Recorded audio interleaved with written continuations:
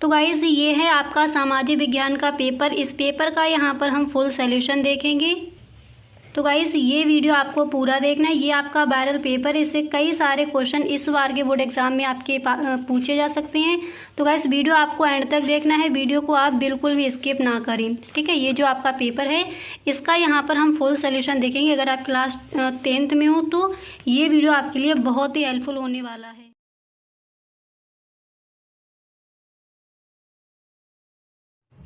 Hello everyone, I am सुगम, welcome back. तो कैसे हो आप सब? आई होप आप सब अच्छे होंगे। स्वागत है आप सभी का आपके अपने एसपी स्टडी यूट्यूब चैनल पर। तो गाइस यहाँ पर आज हम लेकर आए हैं सामाजिक विज्ञान का जो आपका पेपर है उसका यहाँ पर आपको मिलेगा फुल सॉल्यूशन। गाइस अगर आप क्लास 10th में हो और इस बार के बोर्ड एग्जाम में आप सामाजिक विज्ञान के पेपर में पूरे के पूरे नंबर अगर लाना चाहते हो तो गाइस ये वीडियो आपको एंड तक देखना है।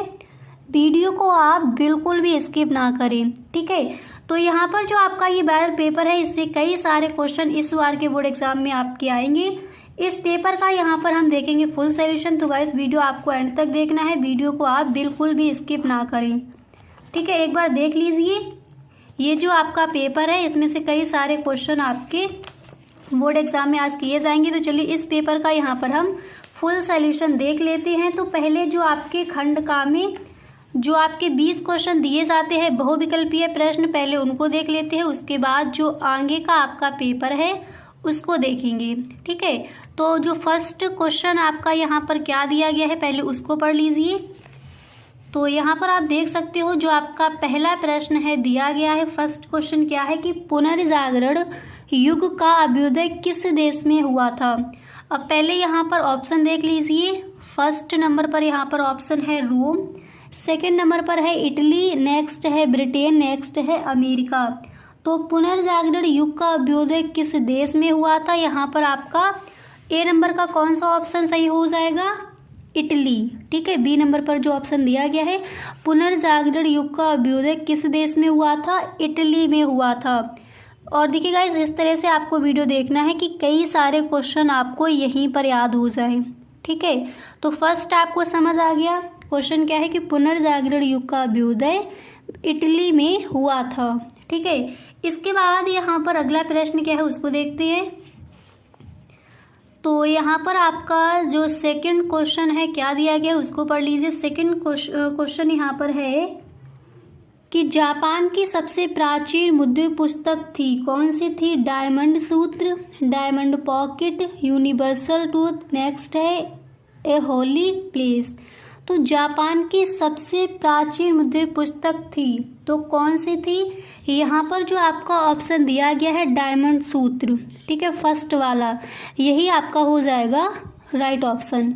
इसके बाद यहाँ पर अगला जो आपका प्रश्न है क्या है उसको देख लेते हैं। तो क्वेश्चन नंबर 3 यहाँ पर आपका दिया गया है, आप देख सकते हो। जो आपका क्वेश्चन नंबर 3 है वो क्या दिया गया है पहले उसको पढ़ लीजिए। तो क्वेश्चन नंबर 3 है कि भारतीय राष्ट्रीय कांग्रेस की स्थापना हुई। ये क्वेश्चन कई बार पूछा गया है बोर्ड एग्जाम में, तो इसको सही ढंग से आप याद कर लेंगे।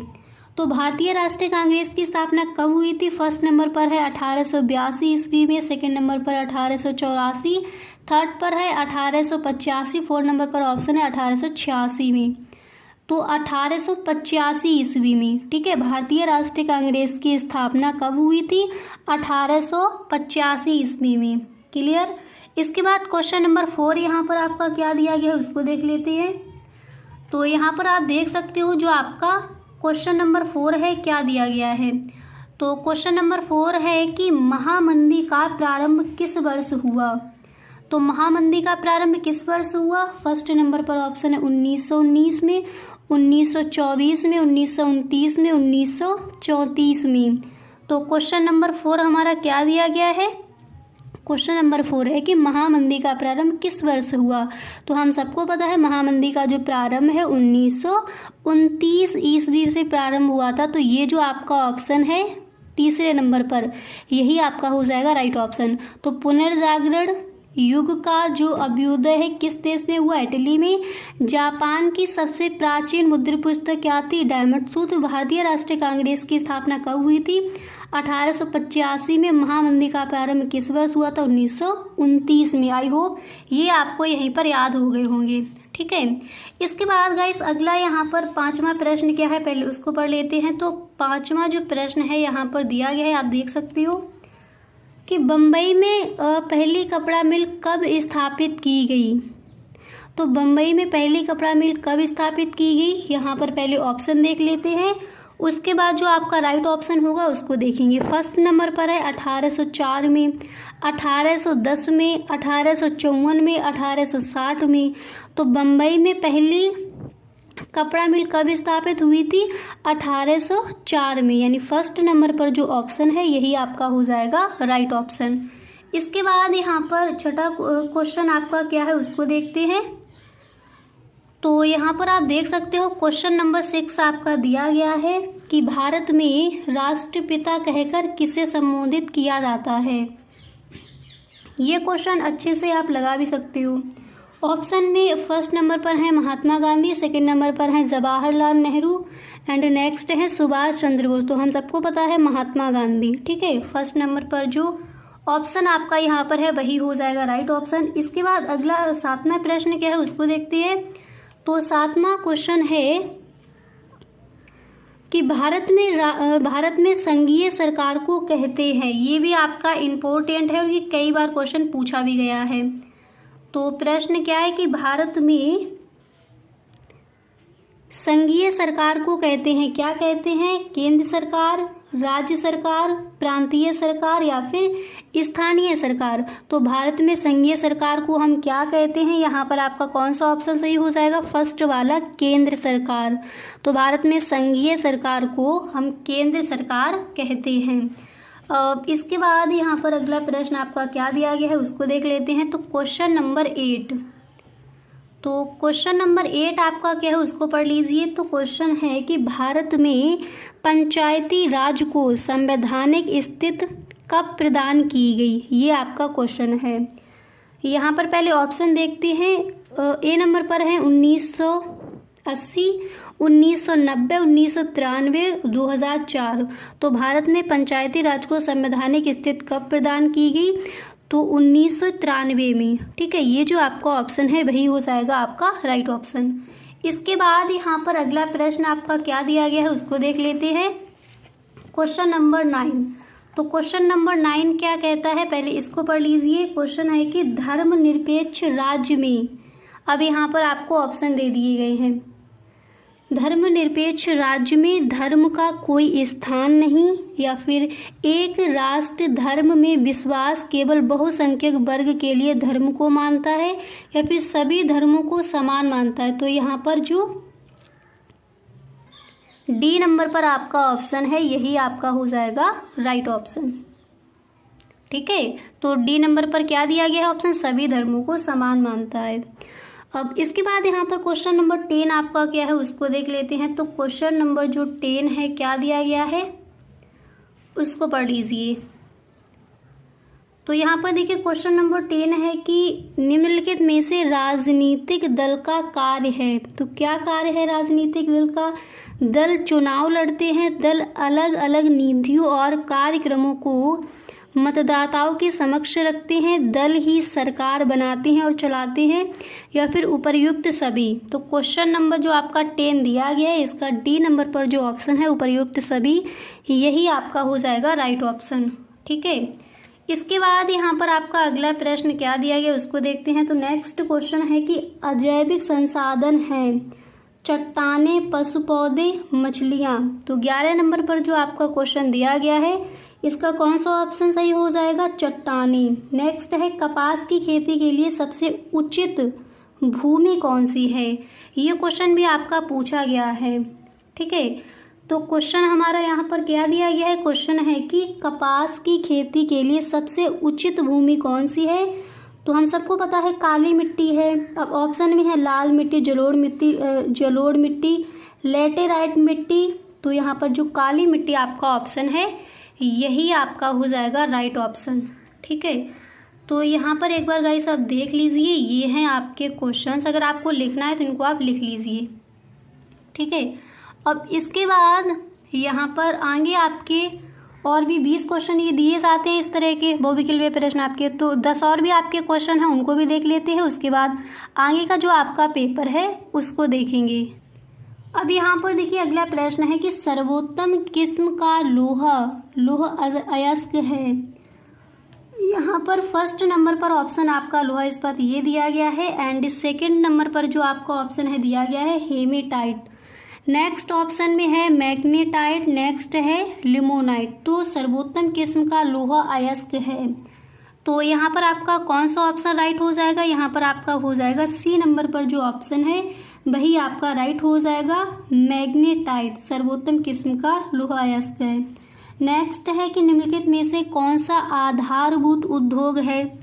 अब आधारभूत उद्योग आपको बताना है, तो यहाँ पर फर्स्ट नंबर पर ऑप्शन है लोहा इस्पात, नेक्स्ट है तांबा प्रगलन, एंड इसके बाद सी नंबर पर आपको ऑप्शन दिया गया है एल्यूमिनियम प्रगलन। तो निम्नलिखित में से कौन सा आधारभूत उद्योग है? तो लोहा इस्पात। ए नंबर पर जो ऑप्शन ये है यही हो जाएगा आपका राइट ऑप्शन, ठीक है।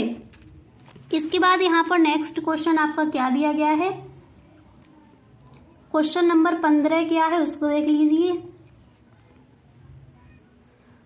तो यहाँ पर क्वेश्चन नंबर 15 है कि निम्नलिखित में से कौन से दूरस्थ स्थित स्थान पूर्व पश्चिमी ग्वालियर से जुड़े हैं। तो यहाँ पर पहले ऑप्शन देख लीजिए। फर्स्ट नंबर पर जो आपका ऑप्शन है दिया गया है मुंबई तथा नागपुर, सेकंड नंबर पर ऑप्शन है मुंबई तथा कोलकाता। इसके बाद यहाँ पर नेक्स्ट ऑप्शन है कि सिलचर तथा पोरबंदर, नेक्स्ट है नागपुर तथा हैदराबाद। तो यहाँ पर जो आपका ये ऑप्शन दिया गया है सिलचर तथा पोरबंदर, यही आपका हो जाएगा राइट ऑप्शन, ठीक है। तो जो 15 पर आपका क्वेश्चन दिया गया है उसका सी नंबर पर जो ऑप्शन है वही आपका हो जाएगा राइट ऑप्शन। इसके बाद यहाँ पर क्वेश्चन नंबर 16 आपका क्या दिया गया है उसको देख लेते हैं। तो यहाँ पर आप देख सकते हो क्वेश्चन नंबर 16 है कि भारत में प्रथम रेलगाड़ी चलाई गई थी। ये इम्पोर्टेंट क्वेश्चन है और कई बार ये प्रश्न पूछा भी गया है, ठीक है। तो इसका पहले ऑप्शन देख लेते हैं। भारत में प्रथम रेलगाड़ी चलाई गई थी 1800। यहाँ पर आपका फर्स्ट नंबर पर ऑप्शन क्या दिया गया है 1853 में, इसको आपको सही ढंग से लिख लेना है। नेक्स्ट है 1857 में, नेक्स्ट ऑप्शन है 1863, नेक्स्ट 1872। तो भारत में प्रथम रेलगाड़ी चलाई गई थी, कब चलाई गई थी 1853 में, ठीक है। तो ये आपको सही ढंग से लिख लेना है 1853 में भारत में प्रथम रेलगाड़ी चलाई गई थी, ठीक है। याद रखना है, इंपॉर्टेंट है क्वेश्चन। इसके बाद क्वेश्चन नंबर 17।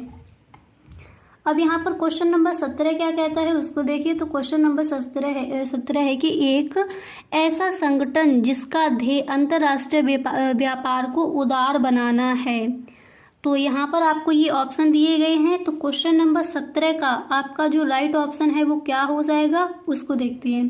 फर्स्ट नंबर पर है कि विश्व स्वास्थ्य संगठन, नेक्स्ट है विश्व व्यापार संगठन, नेक्स्ट ऑप्शन है संयुक्त राष्ट्र संघ, नेक्स्ट है ये सभी। तो एक ऐसा संगठन जिसका ध्येय अंतर्राष्ट्रीय व्यापार को उदार बनाना है, विश्व व्यापार संगठन, ये आपका राइट ऑप्शन है। इसके बाद क्वेश्चन नंबर 18 आपका क्या दिया गया है उसको देख लेते हैं। तो क्वेश्चन नंबर 18 है कि तत्काल इलेक्ट्रॉनिक डाक किसके द्वारा भेजी जा सकती है, ठीक है, ये आपको बताना है। तो यहाँ पर पहले जो आपके ऑप्शन दिए गए हैं पहले इनको देख लेते हैं। ए नंबर पर है डाकघर, बी नंबर पर है वायु परिवहन, नेक्स्ट है बहुराष्ट्रीय निगम, नेक्स्ट है इंटरनेट।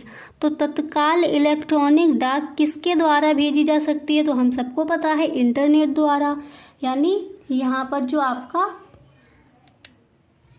अब यहाँ पर एक बार देख लीजिए ऑप्शन आपका ये जो दिया गया है इंटरनेट, यही आपका हो जाएगा राइट ऑप्शन। अब इसके बाद यहाँ पर क्वेश्चन नंबर 19 आपका क्या है उसको देखते हैं। तो 19 नंबर पर आपका प्रश्न यहाँ पर दिया गया कि भारत में जीविका का प्रमुख स्रोत है, ठीक है। भारत में जीविका का प्रमुख स्रोत क्या है? तो ऑप्शन देखते हैं। फर्स्ट नंबर पर है उद्योग, नेक्स्ट है कृषि, नेक्स्ट है व्यवसाय। तो हम सबको पता है कि जीविका का जो प्रमुख स्रोत है वो क्या है? कृषि है। क्लियर। इसके बाद क्वेश्चन नंबर 20 क्या दिया गया है? तो क्वेश्चन नंबर 20 यहाँ पर है कि कोपरा के अंतर्गत उपभोक्ता विवादों के निपटारे के लिए स्थापित किया गया है जिला मंच या फिर राज्य मंच, नेक्स्ट है राष्ट्रीय मंच, नेक्स्ट है उपर्युक्त सभी। तो यहाँ पर क्वेश्चन क्या था कि कोपरा के अंतर्गत उपभोक्ता विवादों के निपटारे के लिए स्थापित किया गया है। तो यहाँ पर उपर्युक्त सभी जो आपका ऑप्शन है यहाँ पर ये आपका हो जाएगा राइट ऑप्शन। तो यहाँ पर हमने देख लिए हैं जो आपके ऑब्जेक्टिव क्वेश्चन दिए जाते हैं वो कौन कौन से इम्पोर्टेंट हैं। अब गाइस इस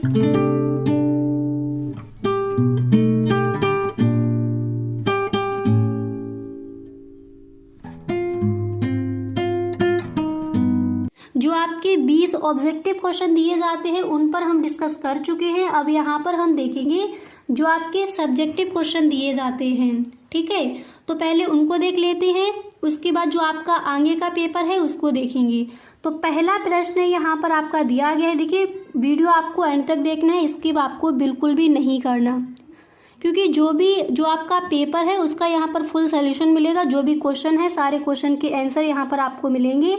तो गाइस वीडियो को आप बिल्कुल भी स्किप ना करें। ठीक है, जो भी यहाँ पर दिया गया है पूरा आपको साथ ही साथ लिखते चलना है, क्योंकि ये आपका इम्पोर्टेंट है। इस बार के बोर्ड एग्जाम में इस पेपर से आपके कई सारे क्वेश्चन आज किए जाएंगे, इसलिए जो भी यहाँ पर बताया जा रहा है पूरा आपको ध्यान से देखना है।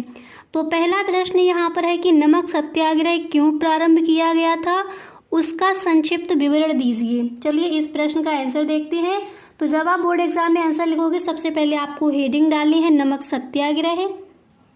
हेडिंग डालने के बाद फिर गाइस आप इस तरह से लिखोगे कि गांधी जी द्वारा की गई नमक यात्रा वास्तव में उपनिवेशवाद खिलाफ प्रतिरोध का एक शक्तिशाली प्रतीक था। चूंकि नमक भोजन का अभिन्न हिस्सा है और निर्धन धनवान सभी इसका प्रयोग करते हैं, इसलिए नमक को गांधी जी ने अपने, अब देखिए इतना है यहाँ पर आप देख लीजिए। अगर आपको इसका स्क्रीनशॉट लेना है इस आंसर का तो यहाँ पर आप ले सकती हो। ठीक है, इसके आगे अभी देखते हैं। तो जिसको गाइस स्क्रीनशॉट लेना है तो ले लीजिए। तो गांधी जी ने, इसके बाद आगे आप इस तरह से लिखोगे। अब यहाँ पर देखिए इसके आगे आपको लिखना है कि गांधी जी ने अपने आंदोलन का आधार बनाया नमक पर लगे हुए कर तथा उसके उत्पादन पर सरकारी इजराय का गांधी जी द्वारा घोर विरोध किया गया। इसके बाद आपको यहाँ पर इस तरह से लिखना है, घोर विरोध किया गया। 31 जनवरी 1930 ईस्वी को गांधी जी ने वायसराय इरविन को एक पत्र लिखा। इस पत्र में उन्होंने 11 मांगों का उल्लेख किया था। ठीक है, इतना लिखने के बाद इसके बाद आप लिखोगे इनमें से कुछ सामान्य मांगे थी जबकि कुछ मांगे उद्योगपतियों से लेकर किसानों तक विभिन्न तबकों से जुड़ी हुई थीं। इसके बाद यहाँ पर आप लिखोगे कि गांधी जी इन मांगों के माध्यम से समाज के सभी वर्गों को अपने साथ जोड़ना चाहते थे ताकि सभी उनके अभियान में शामिल हो सके। ठीक है, अब ये जो आपका आंसर है अगर इसका आपको स्क्रीनशॉट लेना है तो आप स्क्रीनशॉट यहाँ पर ले सकते हो। इसके बाद आपको सेकंड क्वेश्चन कौन सा तैयार करना है उसको देखते हैं सब्जेक्टिव क्वेश्चन में। तो यहाँ पर देखिए इसके बाद आपका जो नेक्स्ट क्वेश्चन है आप ये तैयार करोगे। देखिए अगला प्रश्न आपको तैयार करना है कि क्या कारण है कि बैंक कुछ कर्जदारों को कर्ज देने के लिए तैयार नहीं होते। क्या कारण है कि कुछ बैंक कर्जदारों को कर्ज देने के लिए तैयार नहीं होते। तो इस प्रश्न का आंसर देख लीजिए। आप इस प्रश्न का आंसर इस तरह से लिखोगे कि बैंकों का मुख्य कार्य जमाओं पर रुपया प्राप्त करना और उसके आधार पर ऋण देना है। ऋण देने से पूर्व बैंक कागजी कार्रवाई की गारंटी भी आवश्यक होती है। उसके बाद यहाँ पर आप इस तरह से लिख कर आओगे कि ऋण देने से पूर्व बैंक यह सुनिश्चित करते हैं कि ऐसे कर्जदारों को ऋण देने के लिए तैयार नहीं होते जहां उन्हें मूलधन डूबने की आशंका हो। तो क्वेश्चन क्या था कि क्या कारण है कि बैंक कुछ कर्जदारों को कर्ज देने के लिए तैयार नहीं होते। तो इस तरह से आप इस प्रश्न का आंसर लिख कर आओगे। इसके बाद यहाँ पर अगला प्रश्न आपको कौन सा तैयार करना है उसको देख लीजिए। तो यहाँ पर आप देख सकते हो, इसके बाद आपका नेक्स्ट जो क्वेश्चन है आपको ये तैयार कर लेना है। क्वेश्चन दिया गया है कि जल दुर्लभता क्या है, इसके 3 प्रमुख कारण बताइए। तो पहले यहाँ पर देखिए कि जल दुर्लभता हम किसे कहेंगे, इसके बाद इसके जो 3 कारण हैं उनको देखते हैं। तो आप लिखोगे कि यह आश्चर्यजनक है कि पृथ्वी का 3/4 भाग जल से घिरा है और जल नवीनीकरण योग्य संसाधन होते हुए भी वर्तमान में जल के उचित प्रबंधन, वितरण तथा जनसंख्या वृद्धि के कारण बढ़ती मांग आदि कारणों से दुर्लभ है। अब इतना लिखने के बाद यहाँ पर आपको किस तरह से लिखना है उसको देखिए। इतना लिखने के बाद फिर यहाँ पर आप लिखोगे वितरण तथा जनसंख्या के कारण बढ़ती मांग आदि कारणों से दुर्लभ है। जब प्रत्येक व्यक्ति को प्रतिदिन 1000 घन मीटर से कम जल उपलब्ध होता है, सामान्यतः जल प्राप्त करने के लिए कठिन परिस्थितियों का सामना करने की दशा को जल दुर्लभता कहा जाता है। ठीक है, अब इसके बाद यहाँ पर आपको लिखनी थी इसकी मुख्य विशेषताएं।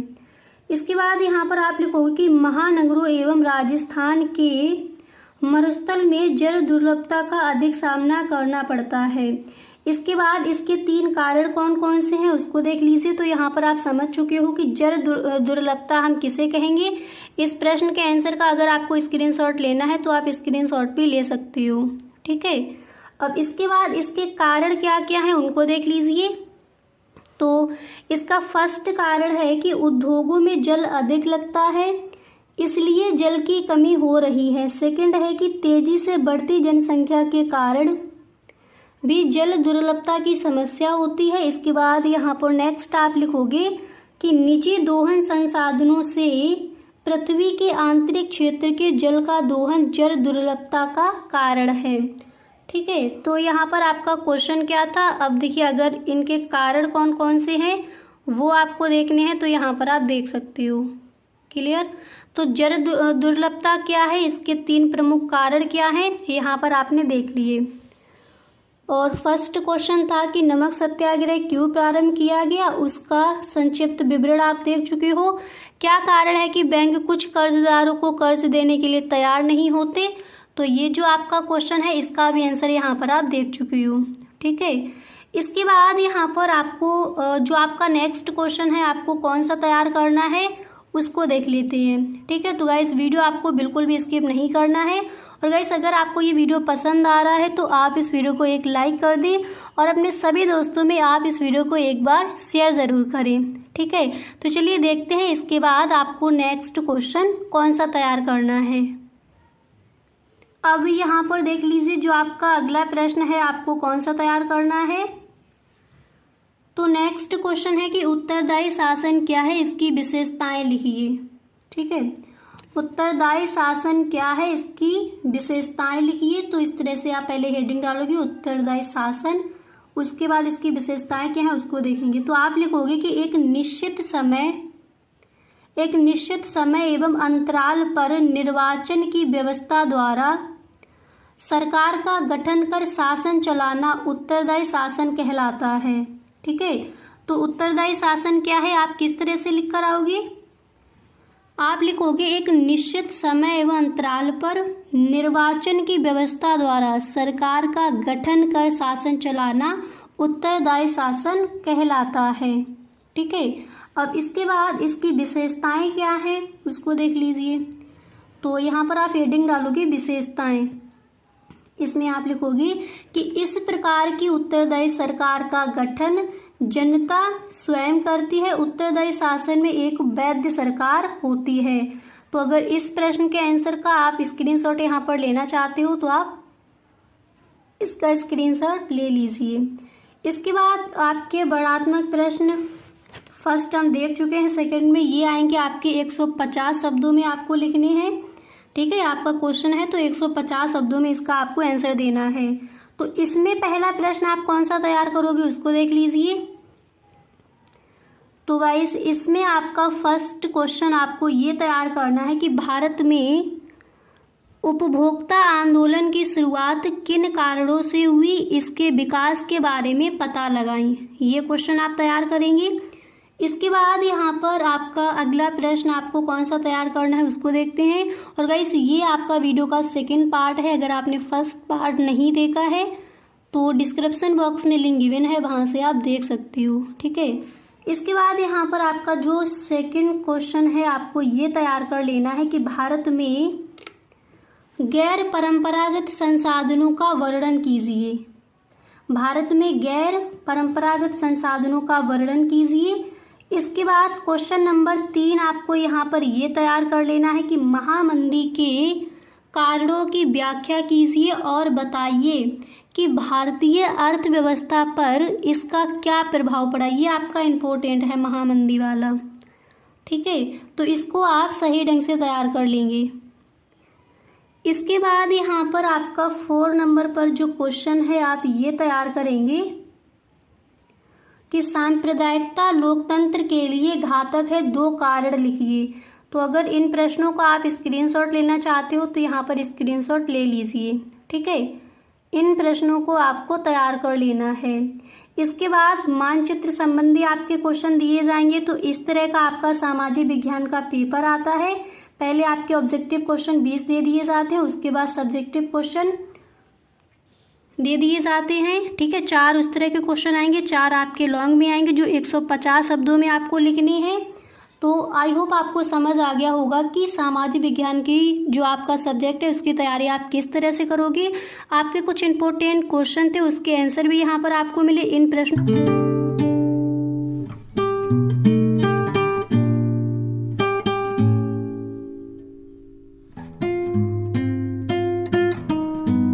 यहाँ पर आज हम देखने वाले हैं क्लास अगर 10th में आप हो तो ये है आपका सामाजिक विज्ञान का पेपर। इस पेपर का यहाँ पर हम फुल सॉल्यूशन देखने वाले हैं। और इस बार की अगर आप बोर्ड एग्जाम की तैयारी कर रहे हो तो गाइस इस पेपर से कई सारे क्वेश्चन आपके आएंगे और ये पेपर बहुत ही इंपॉर्टेंट है।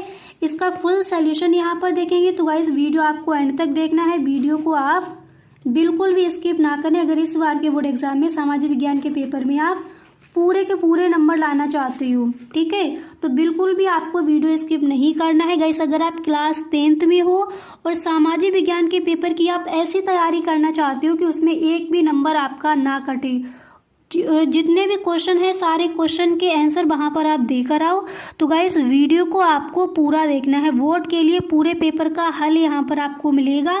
और गाइस इस पेपर से कई सारे क्वेश्चन आपके वहाँ पर पूछे जाएंगे। आपका ये ऐसा पेपर है जिससे कई सारे क्वेश्चन इस बार के बोर्ड एग्जाम में रखे जाएंगे। तो अगर आप भी एक टॉपर की तरह हर सब्जेक्ट की तैयारी इसी तरह से करना चाहते हो कि हर सब्जेक्ट में आपके फुल मार्क्स आएँ, तो गाइस इस वीडियो को आप पूरा देखें। यहाँ पर हम सामाजिक विज्ञान के पेपर का फुल सॉल्यूशन देखने वाले हैं। जो आपके ऑब्जेक्टिव क्वेश्चन आते हैं, सब्जेक्टिव क्वेश्चन आते हैं, सारा कुछ यहाँ पर हम देखेंगे। आपको बिल्कुल भी नहीं डरना। अगर अभी तक आपने बिल्कुल भी तैयारी नहीं की है इस सब्जेक्ट की तो बिल्कुल भी मत डरिए। यहाँ पर पूरे पेपर का सॉल्यूशन देखें, आपके क्वेश्चन हैं उनके यहाँ पर आपको आंसर भी मिलेंगे, ठीक है। तो चलिए गाइस बिना टाइम वेस्ट किए वीडियो को स्टार्ट करते हैं। और गाइस अगर आपको ये सच में वीडियो अच्छा लगे तो please tell me in the comment box और आप इस वीडियो को एक लाइक कर दें। चैनल पर अगर आप पहली बार आए हो तो इस चैनल को सब्सक्राइब कर लेना एंड आप बेल आइकन को भी प्रेस कर देना ताकि वीडियो की जो भी नोटिफिकेशन हो वो सबसे पहले आपके पास पहुँचे और एक भी वीडियो आपसे छूटे ना, ठीक है। अब यहाँ पर हम देखेंगे सामाजिक विज्ञान के का जो पेपर है उसको।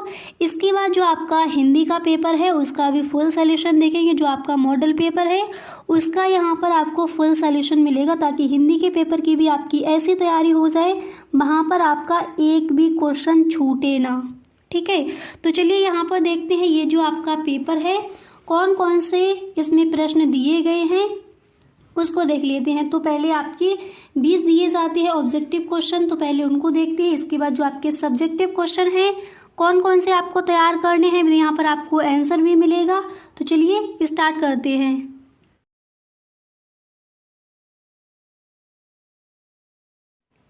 तो यहाँ पर देखिए गाइस, पहला प्रश्न है कि इटली का एकीकरण किसके नेतृत्व में किया गया। ठीक है, जो आपके 20 ऑब्जेक्टिव क्वेश्चन आएंगे उसमें आपका फर्स्ट क्वेश्चन आप ये तैयार कर लेंगे कि इटली का एकीकरण किसके नेतृत्व में किया गया। तो फर्स्ट नंबर पर ऑप्शन यहाँ पर है ज्यूसेपे गैरिबोल्डी। इसके बाद नेक्स्ट ऑप्शन है ओटोबान बिस्मार्क एंड यहाँ पर नेक्स्ट है विलियम प्रथम। इसी तरह से नेक्स्ट है नेपोलियन। तो इटली का एकीकरण किसके नेतृत्व में किया गया, यहाँ पर आपका कौन सा ऑप्शन राइट हो जाएगा, जो फर्स्ट नंबर पर है यही ऑप्शन आपका राइट हो जाएगा। ठीक है, इसी तरह से यहाँ पर आपका सेकंड क्वेश्चन क्या दिया गया है उसको देख लीजिए। तो दूसरा प्रश्न यहाँ पर है कि रोलट एक्ट कब पारित हुआ, 1918 में, 1919 में, 1920 में या फिर 1921 में। तो यहाँ पर 1919 ये जो आपका ऑप्शन है राइट हो जाएगा। रूलेट एक्ट कब पारित हुआ, 1919 में। इसके बाद गाइस तीसरा प्रश्न क्या है उसको देख लेते हैं। तो तीसरा प्रश्न यहाँ पर दिया गया है कि अंतर्राष्ट्रीय मानव अधिकार दिवस कब मनाया जाता है। ठीक है, फर्स्ट नंबर पर ऑप्शन है 10 दिसंबर, इसके बाद नेक्स्ट है 5 सितंबर, नेक्स्ट ऑप्शन है 14 नवंबर एंड नेक्स्ट है 15 अगस्त। तो अंतर्राष्ट्रीय मानव अधिकार दिवस कब मनाया जाता है, फर्स्ट नंबर पर जो ऑप्शन है 10 दिसंबर यही आपका हो जाएगा राइट ऑप्शन। ठीक है, 10 दिसंबर को अंतर्राष्ट्रीय मानव अधिकार दिवस मनाया जाता है। इसके बाद आपका 4 नंबर पर क्वेश्चन क्या दिया गया है उसको देख लीजिए। तो यहाँ पर आपका चौथा प्रश्न दिया गया है कि इसके बाद यहाँ पर गाइस आपका 4 नंबर पर क्वेश्चन है कि गुलामगिरी का लेखक कौन था। फर्स्ट नंबर पर है डॉक्टर भीमराव अंबेडकर, इसी तरह से नेक्स्ट है ज्योतिबा फुले, इसके बाद नेक्स्ट ऑप्शन में है कैलाश वासनी देवी एंड नेक्स्ट है राधा स्वामी नायकर। तो यहाँ पर आपका राइट ऑप्शन कौन सा हो जाएगा, ये जो आपका ऑप्शन दिया गया है यही हो जाएगा आपका राइट ऑप्शन। इसके बाद क्वेश्चन नंबर 5 क्या दिया गया है उसको देख लीजिए। तो 5वां प्रश्न है कि सामुदायिक सरकार से क्या तात्पर्य है। अब यहाँ पर देखिए ये ऑप्शन पढ़ लीजिए, इसके बाद यहाँ पर देखते हैं आपका राइट ऑप्शन कौन सा हो जाएगा। ठीक है, तो क्वेश्चन क्या है कि सामुदायिक सरकार से क्या तात्पर्य है। गाइस वीडियो आपको एंड तक देखना है, जो आपके सब्जेक्टिव क्वेश्चन है वो भी आपको यहीं पर मिलेंगे। ठीक है, पहले ये ऑब्जेक्टिव क्वेश्चन जो 20 आपके दिए जाते हैं कौन कौन से इंपॉर्टेंट हैं पहले उनको देख लीजिए, उसके बाद सब्जेक्टिव क्वेश्चन भी यहाँ पर देखेंगे। तो क्वेश्चन है कि सामुदायिक सरकार से क्या तात्पर्य है। फर्स्ट नंबर पर ऑप्शन दिया गया है जब पूरा समाज मिलकर शासन का संचालन करता है। नेक्स्ट है कि जब सत्ता का बंटवारा विभिन्न सामाजिक समूहों में हो। नेक्स्ट है कि बहुल कार्यपालिका वाली सरकार हो। नेक्स्ट है मंत्रियों की सामूहिक जिम्मेदारी वाली सरकार हो। तो यहाँ पर आपका जो ए नंबर पर ऑप्शन दिया गया है जब पूरा समाज मिलकर शासन का संचालन करता है वही सामूहिक सरकार कहलाती है। ठीक है, जो फर्स्ट वाला ऑप्शन है राइट हो जाएगा। इसके बाद यहाँ पर आपका क्वेश्चन नंबर 6 क्या दिया गया है उसको देख लीजिए। तो क्वेश्चन नंबर 6 यहाँ पर आपका दिया गया है कि निम्नलिखित में से कौन सा शासन का ढंग नहीं है। ठीक है, ये आपका प्रश्न दिया गया है। तो यहाँ पर पहले ऑप्शन देख लीजिए, फर्स्ट है कार्यपालिका, नेक्स्ट है नगर पालिका, इसके बाद नेक्स्ट ऑप्शन है न्यायपालिका, इसके बाद ऑप्शन आपका एंड में दिया गया है विधान पालिका। ठीक है, तो यहाँ पर जो आपका ऑप्शन है नगर पालिका यही हो जाएगा राइट ऑप्शन। क्वेश्चन एक बार दोबारा से पढ़ लीजिए। प्रश्न है कि निम्नलिखित में से कौन सा शासन का ढंग नहीं है, तो कौन सा नहीं है, नगर पालिका। ठीक है, अब यहाँ पर देखिए 7 नंबर पर आपका क्वेश्चन क्या दिया गया है उसको पढ़ लीजिए, उसके बाद इसके ऑप्शन देखते हैं, फिर देखेंगे इसका राइट ऑप्शन कौन सा है।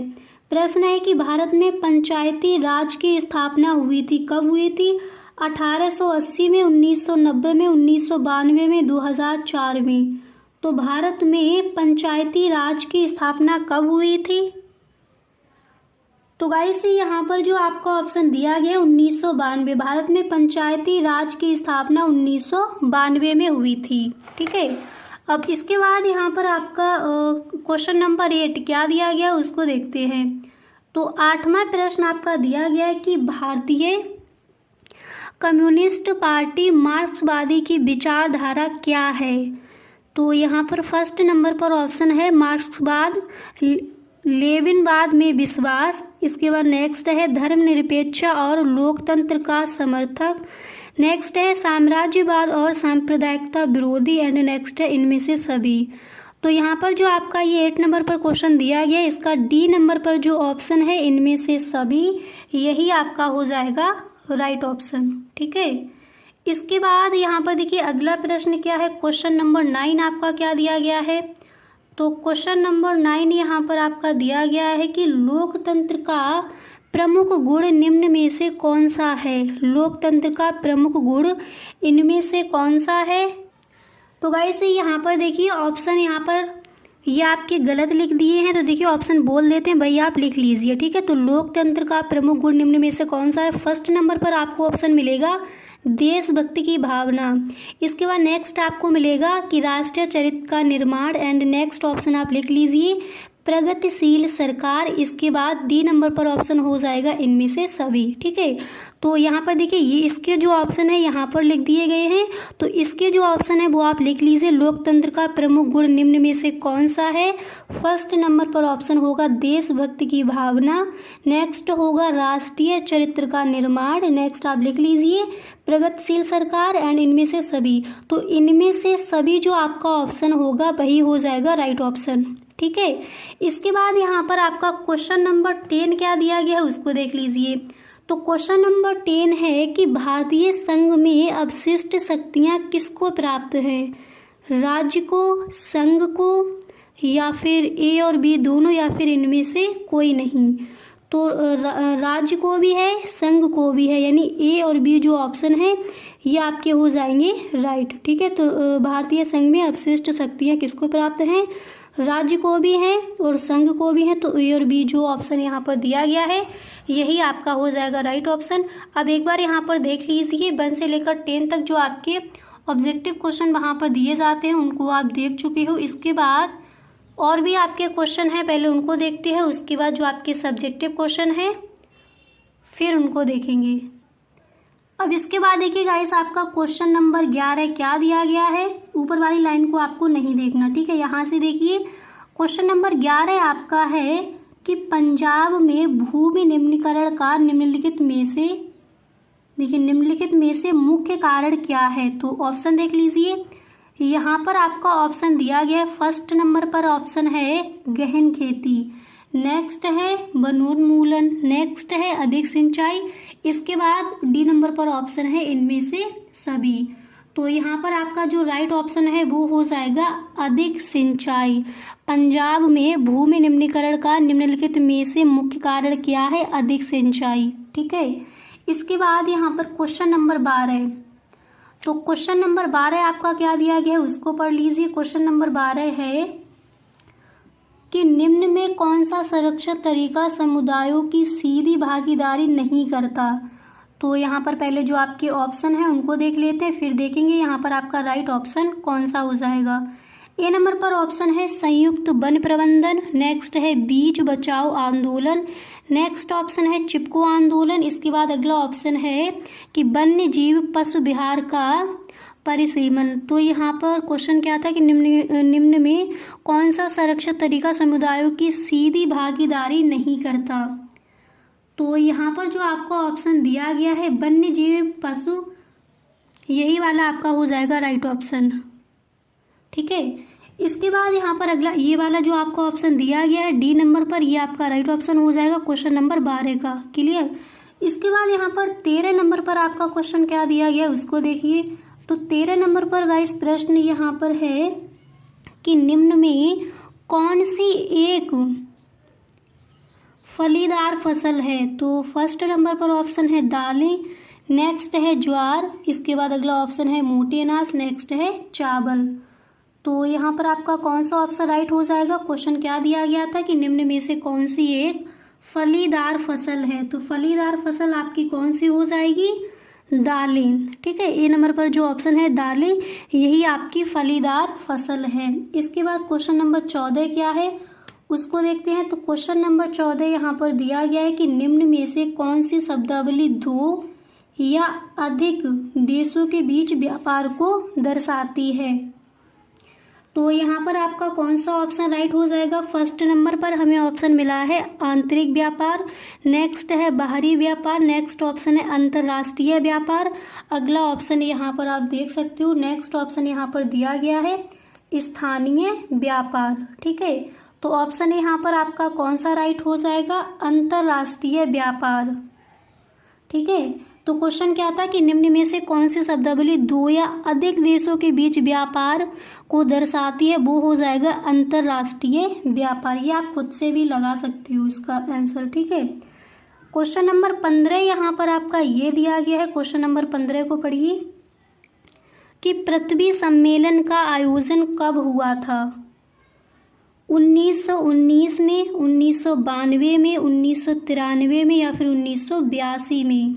तो पृथ्वी सम्मेलन का आयोजन कब हुआ था, यहाँ पर आपका कौन सा ऑप्शन राइट हो जाएगा, 1992 में।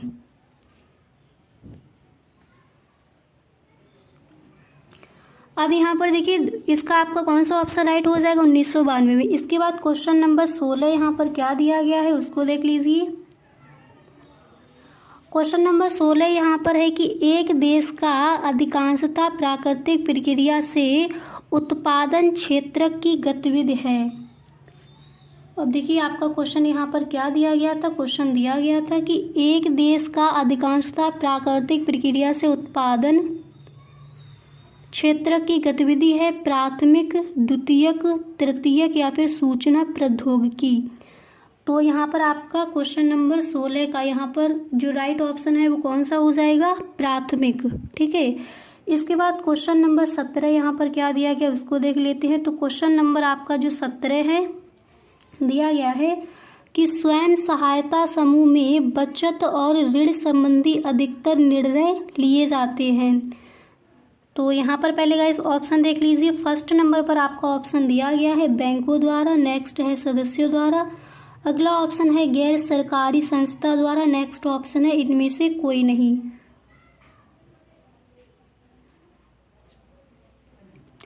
तो यहाँ पर गाइस जो आपका ऑप्शन दिया गया है सदस्यों द्वारा, यही आपका हो जाएगा राइट ऑप्शन। इसके बाद यहाँ पर क्वेश्चन नंबर 18 क्या दिया गया है उसको देख लेते हैं। तो क्वेश्चन नंबर 18 है कि वैश्वीकरण ने, क्वेश्चन नंबर 18 क्या दिया गया उसको देखिए। तो क्वेश्चन नंबर 18 है कि वैश्वीकरण ने जीवन स्तर के सुधार में सहायता पहुंचाई है सभी लोगों को, विकसित देश के लोगों को या फिर विकासशील देशों के श्रमिकों को, या फिर इनमें से कोई नहीं। तो यहाँ पर जो फर्स्ट नंबर पर आपका ऑप्शन दिया गया है सभी लोगों को, यही आपका हो जाएगा राइट ऑप्शन। ठीक है, इसके बाद यहाँ पर आपका अगला प्रश्न क्या है उसको देखते हैं। तो क्वेश्चन नंबर 19 आपका यहाँ पर गाइस ये दिया गया है, आप देख सकते हो। क्वेश्चन नंबर 19 है कि भारत में उदारीकरण की प्रक्रिया की शुरुआत कब हुई थी। 1918 में हुई थी या फिर 1991 में, 1971 में या फिर 2001 में। तो भारत में उदारीकरण की प्रक्रिया की शुरुआत कब हुई थी, यहाँ पर आपका कौन सा ऑप्शन राइट हो जाएगा। यहाँ पर आपका ऑप्शन राइट हो जाएगा बी नंबर पर जो दिया गया 1991 में। क्वेश्चन नंबर 20 आपका यहाँ पर क्या दिया गया है उसको भी देख लीजिए। क्वेश्चन नंबर 20 है कि उपभोक्ता संरक्षण अधिनियम पारित किया गया, कब किया गया था। 1985 में, 1984 में, 1986 में या फिर 1987 में। तो ये आपका किया गया था 1986 में। जो आपका ऑप्शन दिया गया है वो हो जाएगा राइट ऑप्शन। तो गाइस यहाँ पर देखिए उन क्वेश्चंस को आपने देख लिया है जो आपके ऑब्जेक्टिव क्वेश्चन दिए जाते हैं, एक बार इनको देख लीजिए। उन क्वेश्चंस को आपने देख लिया जो 20 आपके ऑब्जेक्टिव क्वेश्चन दिए जाते हैं।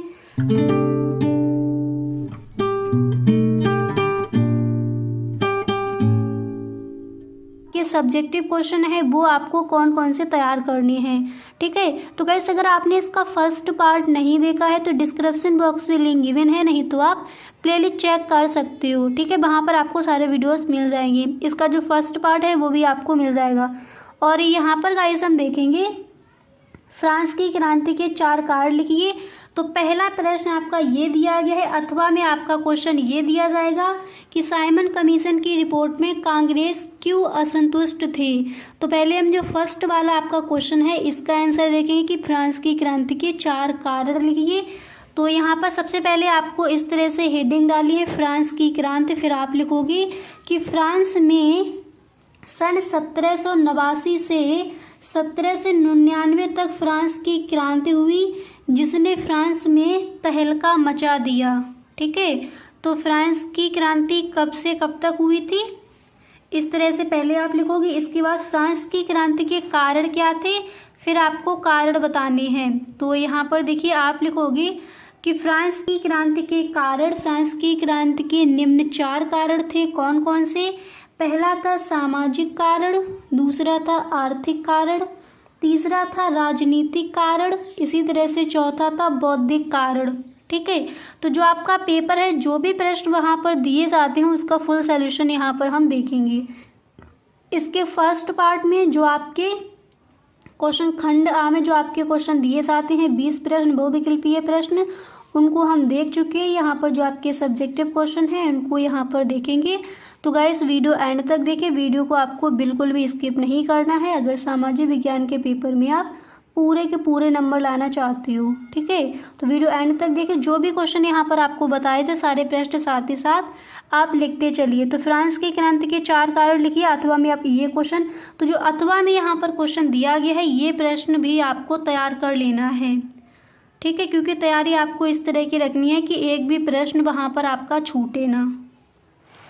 इसके बाद यहाँ पर नेक्स्ट क्वेश्चन क्या है उसको देख लीजिए। तो अगला प्रश्न यहाँ पर आपका दिया गया है, आप देख सकती हो कि संघवाद से क्या तात्पर्य है।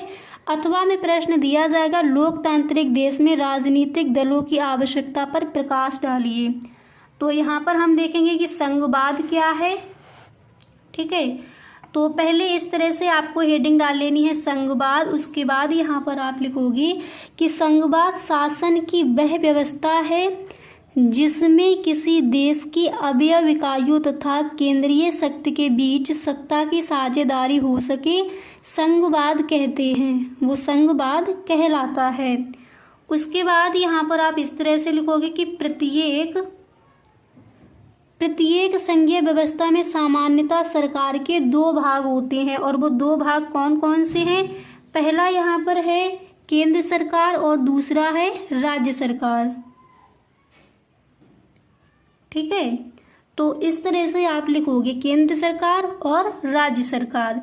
इसके बाद यहाँ पर 2 लाइन आपको और लिख देनी है। इस आंसर में आप लिखोगे, देखिए 2 लाइनें आपको यहाँ पर और लिख देनी है। आप लिखोगे एक स्तर पर,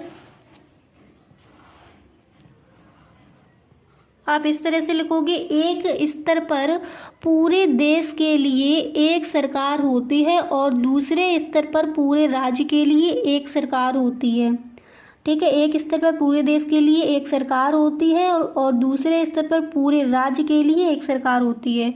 तो संघवाद क्या है यहाँ पर आपने देख लिया। अब इसी में अथवा में क्वेश्चन आपका क्या दिया गया था, आप इसको भी तैयार कर लेंगे कि लोकतांत्रिक देश में राजनीतिक दलों की आवश्यकता पर प्रकाश डालिए।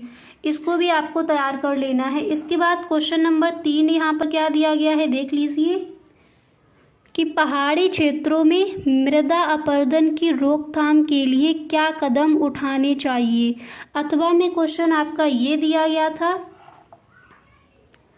क्वेश्चन था कि जल दुर्लभता क्या है, वर्षा जल संरक्षण की पद्धतियों का वर्णन कीजिए। ये यहाँ पर आपको कौन से पेपर का सलूशन मिल रहा है, जो 2024 में आपका बोर्ड एग्जाम हुआ था क्लास 10th में, उसमें आपका जो सोशल साइंस का पेपर था उसका यहाँ पर आपको फुल सॉल्यूशन दिया जा रहा है। तो इस बार के बोर्ड एग्जाम में इस पेपर से आपके क्वेश्चन आज किए जाएंगे, तो इसलिए इसका फुल सॉल्यूशन यहाँ पर आपको मिल रहा है। तो वीडियो को आप एंड तक देखें, बिल्कुल भी आपको स्किप नहीं करना। ठीक है, तो क्वेश्चन अथवा में कौन सा रखा था कि जल दुर्लभता क्या है, वर्षा जल संरक्षण की पद्धतियों का वर्णन कीजिए। तो फर्स्ट क्वेश्चन है, उसका आंसर यहाँ पर देखते हैं। तो पहले आप इस तरह से हेडिंग डालोगे कि पहाड़ी क्षेत्रों में मृदा अपरदन की रोकथाम के लिए उपाय। इसमें आप लोगों की पहाड़ी क्षेत्रों में मृदा अपरदन को रोकने के लिए निम्न उपाय हम कर सकते हैं, जैसे वहाँ पर सीढ़ीदार क्रश किया जाए। ठीक है, फर्स्ट आप लिखोगे कि वहाँ पर सीढ़ीदार क्रश किया जाए। अब इसके आगे इसका आंसर आप किस तरह से लिखोगे उसको देखते हैं। और गाइस अभी तक अगर आप इस वीडियो में बने हुए हो तो आई होप ये वीडियो आपको पसंद आ रहा होगा। गाइस अगर सच में वीडियो अच्छा लगा करे तो एक लाइक कर दिया करें और एक बार अपने सभी दोस्तों में वीडियो को शेयर ज़रूर किया करें। ओके, तो चलिए आगे इसका आंसर क्या होगा उसको देखते हैं। अब यहाँ पर देखिए इसके आगे आप इस तरह से लिखोगे, इसके आगे आपको लिखना है कि खेतों के किनारे किनारे घास उगाकर कृषि मेखला बनाए जाएं। इसके बाद नेक्स्ट लिखोगे खेतों के बीच में पेड़ लगाए जाएं। नेक्स्ट यहाँ पर आप लिखोगे कि मृदा अपरदन को रोकने के लिए पहाड़ी क्षेत्रों पर बांध लगाने चाहिए। अब क्वेश्चन नंबर 4 आपका क्या है और अथवा में क्या क्वेश्चन है उसको देखते हैं।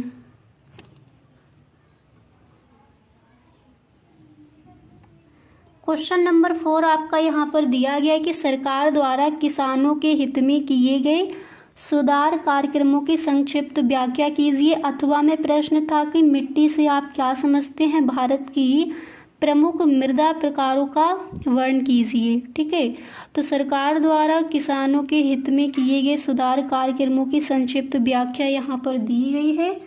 उसका देखिए आंसर आप किस तरह से वहाँ पर लिख कर आओगे उसको देख लीजिए। तो सबसे पहले आपको हेडिंग डालनी है सरकार द्वारा किसानों के हित में किए गए सुधार। उसके बाद फर्स्ट आप लिखोगे कि सरकार ने, आप इस तरह से लिखोगे कि सरकार ने किसानों के हित के लिए हरित क्रांति, ऑपरेशन फ्लड जैसे कार्य किए।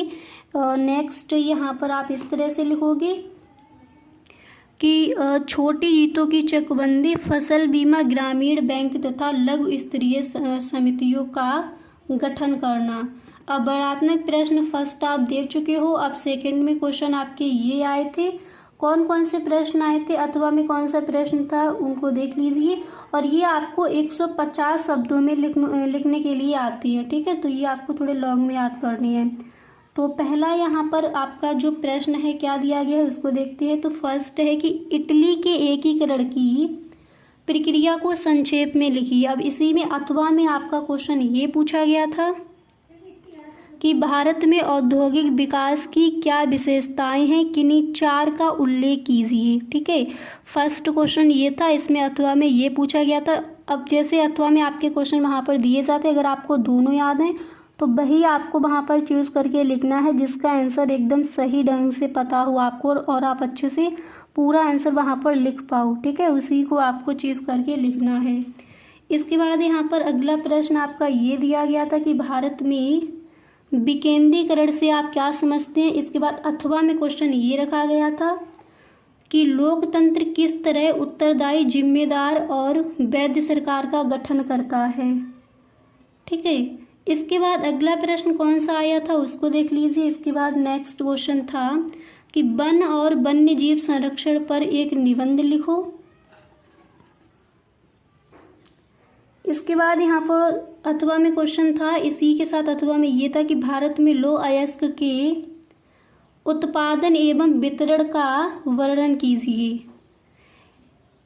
इसके बाद अगला प्रश्न था कि आर्थिक गतिविधियों की विभिन्न क्षेत्रों में विभाजित करने के आधारों की विवेचना कीजिए।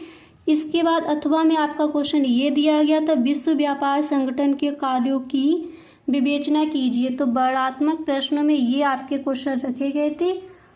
इसके बाद मानचित्र संबंधी आपके क्वेश्चन जो दिए जाते हैं नीचे आपके वो प्रश्न थे। ठीक है, तो यहाँ पर आपका पेपर किस तरह से, सामाजिक विज्ञान का पेपर किस तरह से आया था और उसमें कौन कौन से क्वेश्चन थे, आंसर भी यहाँ पर आपको मिले हैं। अब जो वर्णात्मक प्रश्न आपके सेकंड वाले दिए जाते इनके आंसर यहाँ पर नहीं हैं, पर जो भी आपके क्वेश्चन वहाँ पर आज किए गए थे वो सारे प्रश्न यहाँ पर आपने देख लिए। अगर इसका आप स्क्रीनशॉट लेना चाहते हो तो स्क्रीनशॉट भी आप ले लीजिए।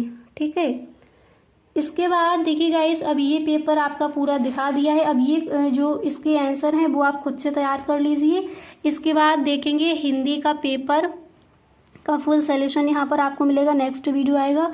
तो गाइस इस वीडियो को आप एक लाइक कर दें और अपने सभी दोस्तों में वीडियो को आप शेयर ज़रूर करें। Okay, thank you so much.